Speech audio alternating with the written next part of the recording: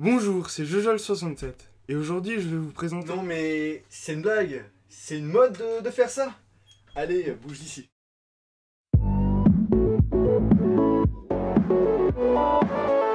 Salut tout le monde, c'est Jojol et je vous souhaite la bienvenue dans cette vidéo comparative entre le Nexus 5 et le iPhone 5. L'iPhone 5S. Oui, c'est ton téléphone, hein, juste C'est pour... le Alors, je m'appelle Johan et Angelo. Angelo, c'est un ami à mon petit frère.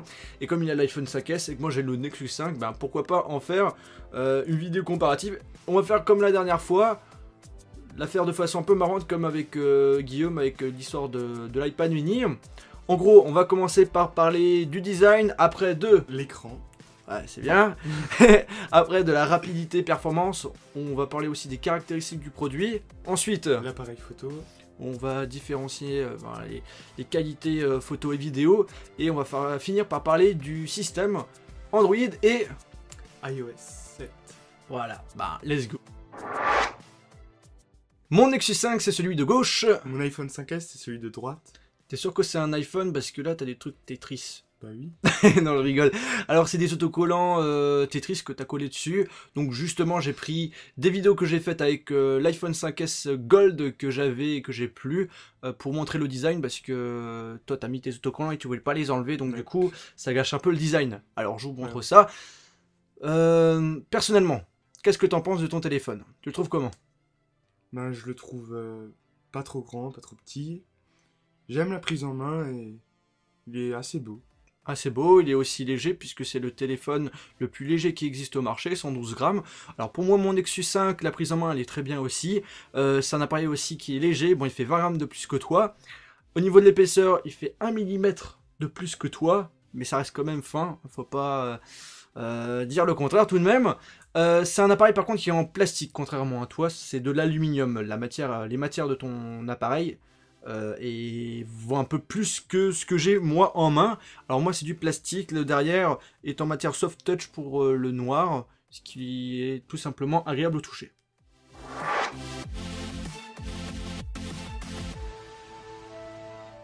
On va parler maintenant de l'écran. Toi, tu as un écran Retina. 4 pouces, avec une résolution de 1136 x 640 pixels avec 326 pixels par pouce. Et moi, j'ai un écran plus grand que toi, un écran 5 pouces avec une résolution encore plus grande que la tienne, 1920 par 1080 pixels, ce qui fait 445 pixels par pouce.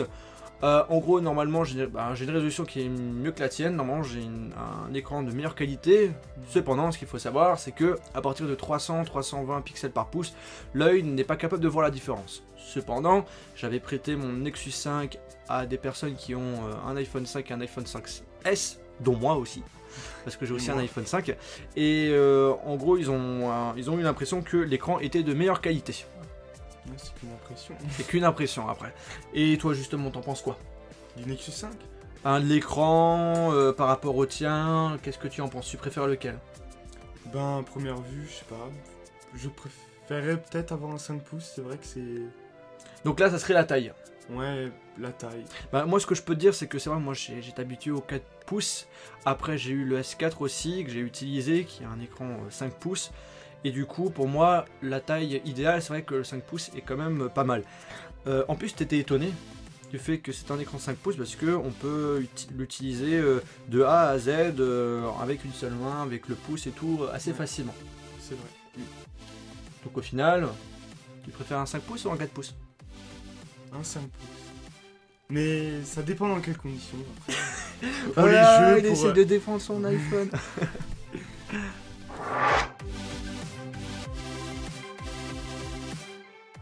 On va maintenant s'intéresser à la vitesse de démarrage ou la rapidité du téléphone. Ouais. Et en gros, ben, c'est qui va être le premier? Là, on verra ça tout de suite. Moi, je pense que le mien a un moyen de te battre. Là, on verra ça. Mais j'ai un doute quand même. Ah, par contre, moi, tu vois, j'ai une animation. C'est plutôt sympa. Toi, t'as une bonne petite pomme qui reste tout le temps la même, quoi. Moi, tu vois, j'ai 4 couleurs. Ça bouge et tout. C'est cool. Ah, c'est ton iPhone qui a gagné. Mais mon Nexus 5 a démarré 2 secondes, 3 secondes de plus que toi. Voilà. Donc en gros, pratiquement la même vitesse pour allumer nos appareils. Encore un autre test de rapidité. Là, on va éteindre nos deux appareils. Qui sera le premier? Attention. Ah, ben mon Nexus 5 est déjà éteint. Et le tien, ben... Il met très longtemps. Très Mais longtemps. le mien, il s'allume quand même plus rapidement que le tien. Ouais, mais moi, c'est pas quand même 20 secondes hein, pour s'éteindre. Hein. Après, tu t'as quand même une animation plutôt sympathique, un truc qui tourne et tout. C'est cool. Hein. Mais tu Alors, l'éteins jamais, non? voilà, 22 secondes quand même pour s'éteindre, c'est quand même pas mal. Moi, ça a pris même pas 2 secondes. Maintenant, nous allons tester... Là, la rapidité d'ouverture des applications installées de base sur nos appareils. Ouais. Ben, on verra. Hein. De toute façon, le mien... Tu sais plus quoi dire. Ouais, Ah. je sais pas. T'inquiète, je suis là. Alors, ce qu'il faut savoir, c'est que normalement, faire des comparaisons d'ouverture d'application, c'est pas très utile entre un système Android et un système iOS, dans le sens où sur Android, je peux tout modifier, les effets, je peux installer une custom ROM, le router, pour qu'il soit plus rapide que ton appareil. Mais en gros, on a installé tout de base. En gros, là, j'ai la ROM stock de Google sur mon Nexus que je n'ai pas du tout modifié, qui est d'origine, avec quelques petites applications qui sont installées dessus. Et toi, ben, tu l'as restauré. Moi, je viens de le restaurer, donc pour que ce soit plus équitable. Ouais, voilà. Alors comme vous avez pu le remarquer, au niveau des ouvertures d'applications, le Nexus 5 était un peu plus rapide. Par contre, au niveau de la photo, tu prends des photos bien plus rapides. Ouais. Là, les scores avec Geekbench. En simple cœur, tu as 1409. Et en double cœur, ben moi j'ai 2543 en double cœur. Voilà. Moi, par contre, mon processeur, il a l'air un petit peu moins puissant, même s'il reste quand même assez rapide. 911 en simple cœur et 2791 en multicœur. 4 cœurs, parce que j'ai un processeur 4 cœurs, c'est pour ça que j'ai un score un petit peu plus supérieur à toi. Vu, moi j'ai que 2 cœurs et j'ai presque la même chose que toi, hein, et toi t'en as 4. Oui, à ce niveau-là, ok, je suis d'accord. On va faire un deuxième test de comparaison avec 3 des marques qui font principalement des comparaisons au niveau des graphismes de jeu, et ils donnent des scores. Alors on va voir ce que ça donne. Ce qu'il faut se dire, c'est qu'on a fait plusieurs tests et on a vraiment, personnellement, avec l'œil, on a du mal à voir la différence. Cependant, avec le logiciel...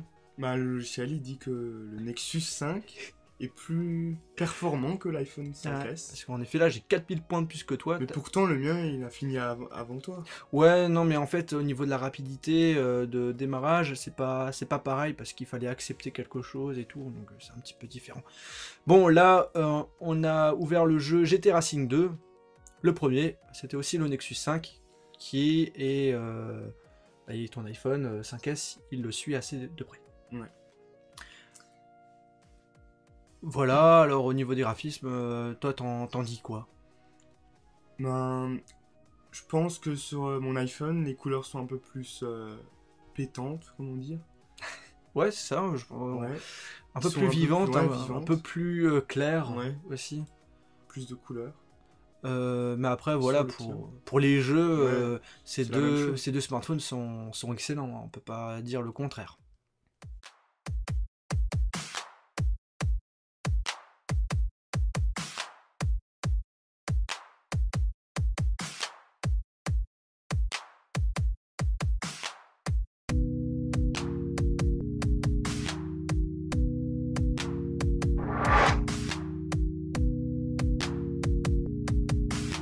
On va maintenant parler des caractéristiques de nos smartphones, en commençant par le tien.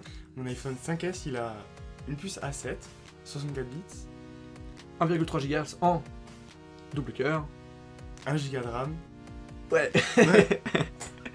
Alors moi, mon Nexus 5, j'ai un processeur 4 cœurs de 2,26 GHz en 32 bits, donc du coup le tien normalement il est plus puissant que le mien. On a également en RAM donc 2 Go. Et on a un sacré défaut tous les deux, c'est que on peut pas rajouter de la mémoire. C'est un gros défaut. Et on peut pas changer soi-même sa batterie. Toi t'as donc en capacité 16 Go, 32 ou 64. Et moi j'ai 16 et 32 Go. Je peux avoir 2 fois plus que toi. J'avoue que sur ce coup, tu marques des points, mais moi j'ai la puce NFC, je peux recharger sans fil, même si ça même si on l'utilise pas, mais bon. Et on a, par contre aussi tous les deux, ça faut le dire, la 4G. Ouais, la 4G. On va parler maintenant de la partie appareil photo. On a tous les deux du 8 mégapixels avec une qualité bien évidemment différente. Pour ma part, sur le Nexus 5, on a une qualité où les photos sont un petit peu plus colorées. Les miennes sont plus naturelles. Ouais, en effet. Au niveau des vidéos, mon Nexus 5 a un peu du mal à filmer dans un lieu où il y a peu de luminosité, alors que toi, il se débrouille pas mal ton iPhone 5S. Plus ou moins. Alors, au niveau de mon application appareil photo, je peux faire des photos panorama, je peux faire des photos sphères, hein, donc des photos en 360 degrés. Je peux filmer en 1080p, j'ai l'option HDR. Toi, tu l'as? Oui, je l'ai. Ah, ok. Ensuite, j'ai des options, hein, je peux mettre un retardateur, je peux rajouter le lieu sur ma photo. Toi, tu peux le faire aussi? Oui. Okay. Je peux ajouter des balances de couleurs, je peux faire plein de trucs, c'est tout. Enfin pas grand chose quand même, mais j'ai 1,3 mégapixels devant. Moi j'en ai 1,2. Ah bah moi j'ai 0,1 de plus que toi. Toi tu peux faire quoi avec ton appareil photo sur ton iPhone moi 5S? je peux filmer au ralenti, slow motion, 120 images par seconde. Ah ça, la qualité, ça peut être pas mal quand même. Ouais. J'ai des filtres. Ah ça je peux pas faire. Et enfin, je peux rajouter quelques filtres, mais c'est très léger. Moi j'ai le panorama aussi, toi aussi. Ok. Et j'ai aussi photo carré pour Instagram par exemple. Ouais, c'est vrai que ça peut être utile. J'ai aussi le flash, je peux faire des photos avec le flash. Ah oui, bah oui, moi j'ai deux flashs pour deux couleurs différentes. Ça te sert à quoi? Je sais pas, moi rien. L'appareil photo, il fait tout seul. Non, normalement le flash améliore la qualité de l'image quand tu fais une photo durant la nuit. En gros... Mais ta caméra frontale, elle est mauvaise par contre. Même si elle a 0,1 de plus. Très mauvaise. Bah la tienne aussi. Non, la mienne elle est pas. C'est bien la mienne. Bon, écoute, on va laisser juger par les abonnés, hein, qu'ils aillent commenter sur la vidéo pour dire qui a le meilleur appareil photo. Soit l'iPhone 5S, soit le Nexus 5. Parlons désormais du système d'exploitation. Moi, c'est un téléphone qui est sous Android. Le Nexus 5 a une ROM stock de Google, donc on n'a pas de surcouche d'opérateur qui sert à rien. J'ai vraiment l'essentiel sur ce téléphone. J'ai pas les gadgets qu'on retrouve par exemple sur le S4. J'ai vraiment le plus important. Il est super rapide, il est super fluide, donc je peux rajouter des widgets, changer le fond d'écran, mettre un fond d'écran dynamique, changer de thème, bref, je peux faire plein de choses de façon rapide et fluide. Donc c'est ça qui est très important pour moi. Le système d'exploitation est très sobre, très élégant par rapport à ce que j'avais l'habitude avec le S4. Et voilà quoi. En gros, le système Android est facile à utiliser, ça va encore, mais on peut faire beaucoup de choses, tellement de choses que ça en devient quand même un peu compliqué. Et pour toi, Angelo, ton iOS 7? Moi, avec mon iPhone 5S, j'ai iOS 7. Il est très fluide et très performant. Au niveau des nouveautés, par rapport à l'iOS 6, t'as quoi de beau? Bah, j'ai le Control Center, le centre de contrôle. J'ai quelques raccourcis. Ah ouais, assez rapide, tu peux désactiver et tout. Bon, ça, je pouvais le faire aussi. Chez moi, c'est plus beau. Ben, je peux avoir la même chose sur le mien. Oui, bon, bref. Pas mal de modifications, surtout sur les effets, que ce soit sur la partie design. Ouais, le Notification Center a changé, la partie dossier aussi a changé, quand on change d'application, tout ce qui est arrière-plan, ça a également changé, le spotlight aussi. Et faut que tu mettes en avant sur ton iPhone 5, ça. Mais... Je peux pas faire les deux personnes. Il est tellement parfait, je sais pas comment dire. Alors au niveau des nouveautés, qu'est-ce que tu proposes avec ton iPhone 5S? Bah moi déjà j'ai le Touch ID. Touch ID, je peux déverrouiller mon iPhone en même pas une seconde. Avec ton pouce, ton doigt là, n'importe lequel. Okay. Ça marche. Et sinon, quoi d'autre? Bah j'ai le double flash True Tone pour la qualité comme expliqué avant. Ouais. J'ai l'appareil photo, il a une plus grosse ouverture focale. Ouais, bon, faut pas dire les changements, je veux dire vraiment le truc qui te différencie par rapport au smartphone, aux autres smartphones, aux concurrents. Donc t'as le Touch ID, ça c'est sûr. Oui, ça c'est sûr. Après, à l'intérieur, t'as un processeur. M7. Ben, le A7 qui est accompagné du M7. Voilà, et c'est un processeur 64 bits. Le premier smartphone avec un processeur 64 bits. Et moi, au niveau des nouveautés, eh bien moi j'ai rien du tout. Moi j'ai rien du tout parce que j'ai l'essentiel. J'ai j'ai un téléphone sans gadget, sans réelle nouveauté. À part le fait que j'ai un écran Gorilla classe 3 qui est également sur le S4. J'ai un processeur 4 cœurs qui est normalement un des plus puissants qui existe sur un smartphone Android. Android. Ouais, sur le smartphone Android, hein, je précise. Sinon, au niveau du prix, là, je crois que je t'explose. Mais je t'explose assez sévère. Alors toi, ton iPhone 5S, tu peux l'avoir à combien? 709 €. À partir de 700 € sur le site 709 € sur le site d'Apple, ce qui est cher. Moi, je peux avoir mon téléphone 9 des SIM loqués, garanti bien évidemment, à partir de 349 €. Bon, après, il faut compter 10 € de frais de port, mais sinon, il est bien moins cher que le tien, la moitié de ton téléphone. C'est bien le seul avantage.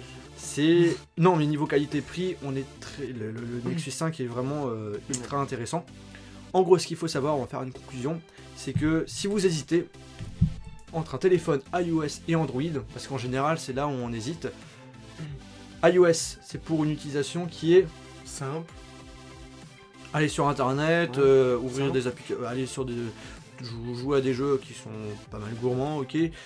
Aller sur Facebook, Twitter, naviguer sur internet, envoyer des SMS, téléphoner. En gros, une utilisation basique d'un téléphone qui suffit à certaines personnes. Android, de base, on peut faire pas mal de choses. En général, c'est pour les geeks, c'est pour les personnes qui veulent customiser à fond leur appareil. En gros, c'est pour les personnes qui ont vraiment du temps à vouloir personnaliser leur appareil, alors que sur un appareil iOS, on a tout d'un coup, on n'a pas besoin de s'embêter, on télécharge les applications, et puis et voilà, la vidéo comparaison entre l'iPhone 5S et le Nexus 5 est terminée. On avait un petit peu du mal à la faire parce qu'on a pas mal rigolé. En tout cas, j'espère que ce genre de vidéo vous a plu.